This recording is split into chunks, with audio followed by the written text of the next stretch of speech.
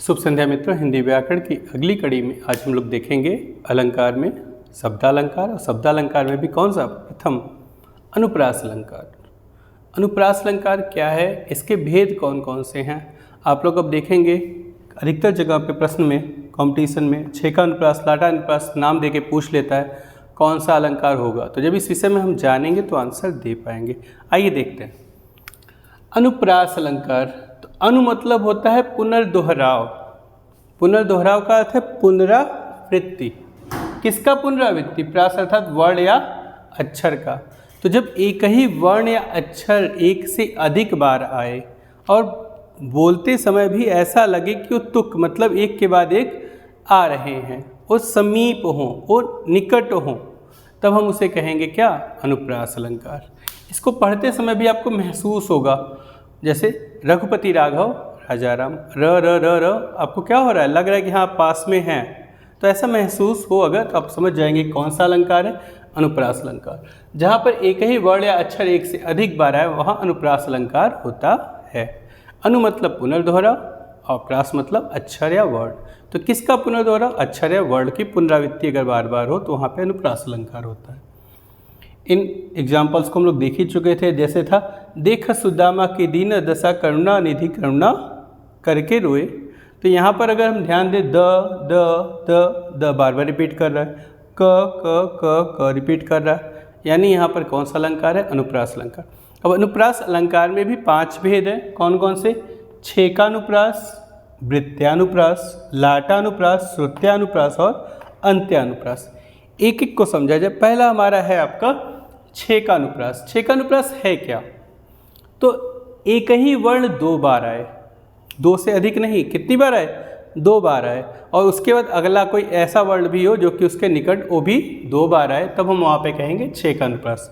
जैसे देखिए आपके सामने एग्जाम्पल है, कानन कठिन भयंकर भारी घोर घारहिम बारी बयारी। तो यहाँ पे ध्यान दीजिएगा, कानन कठिन 2 बार क आया है, भयंकर भारी 2 बार भ आया है।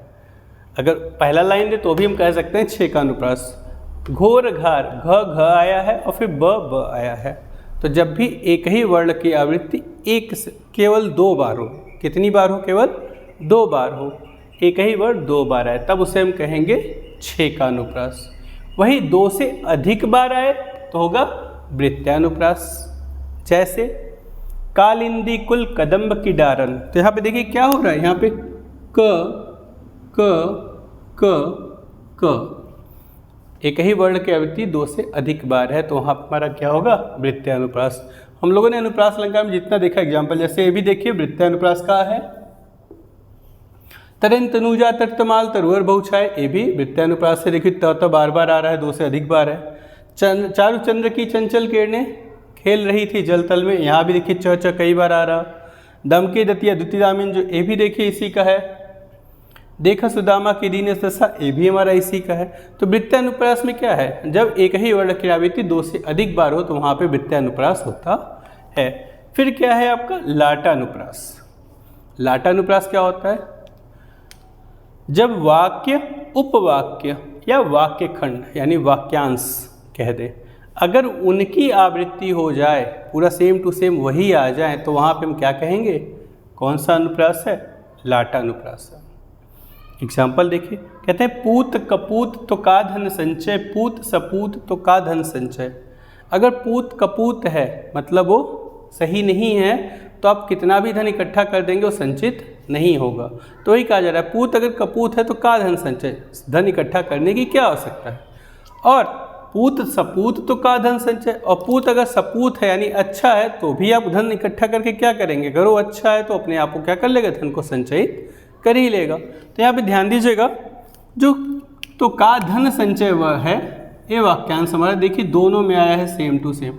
तो जब वाक्य उपवाक्य वाक्य खंड की आवृत्ति 1 से अधिक बार हो तो वहाँ पर क्या होगा? हमारा लाटानुप्रास होगा।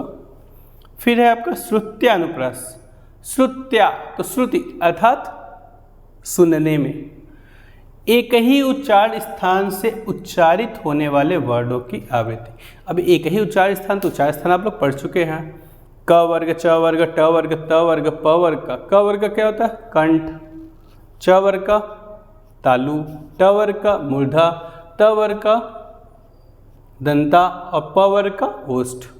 तो अगर इन वर्गों से अक्षर कई सारे रिपीट करें आए इन्हीं वर्गों से, तो हम वहाँ पे क्या कहेंगे, श्रुत्यानुप्रास। जब एक ही उच्चारण वर्ग का आवृत्ति हमको बार बार सुनने को मिले। जैसे देखिए, दीनांत थे दीननाथ डूबते, तो यहाँ पे देखिए द किस वर्ग का है, त थ द ध न, त वर्ग का है, न भी द न वर्ग का, त वर्ग का है, ए भी न त वर्ग का है, त भी त वर्ग का है, थ भी त वर्ग का है, थ, ये सब हमारे क्या हैं, सब त वर्ग के ही हैं। तो इसलिए हम कहेंगे क्या है, श्रुत्यानुप्रास। ऐसे देखिए, कानन कठिन भयंकर भारी घोर घाम वारी व्यारी, तो क क क घ घ ये सब क्या है, क वर्ग के हैं। तो जब एक ही वर्ग के वर्णों की आवृत्ति कई बार हो तो वहाँ पे कौन सा अलंकार होता है, श्रुत्यानुप्रास अलंकार होता है। फिर आखिरी आता है अंत्यानुप्रास, जहाँ कविता या वाक्यों के अंतिम वर्णों का तुक मिलता है, यानी राइमिंग वर्ड्स, जो क्या हो, तुकांत हो, जो तुक सेम हो, वहाँ पे हम कहेंगे क्या, अंत्यानुप्रास। जैसे रघुकुल रीति सदा चली आई, प्राण जाए पर वचन न जाई। तो यहाँ पे ध्यान दीजिएगा, इसमें हमारा क्या है, आई, और इसमें क्या है, जाई। तो दोनों का जो तुक है वो सेम है, ई की मात्रा लास्ट में, आई और जाई। तो इसलिए यहाँ पे क्या कहेंगे, अंत्यानुप्रास। तो जहाँ अंतिम वर्णों का तुक मिलता है, अर्थात जिनकी ध्वनि एक जैसी सुनाई दे, तो उसे हम क्या कहते हैं, अंत्यानुप्रास। इस तरीके से हम लोग आज अनुप्रास अलंकार को देख चुके हैं। कल हम लोग देखेंगे यमक अलंकार। आज के लिए इतना ही, धन्यवाद।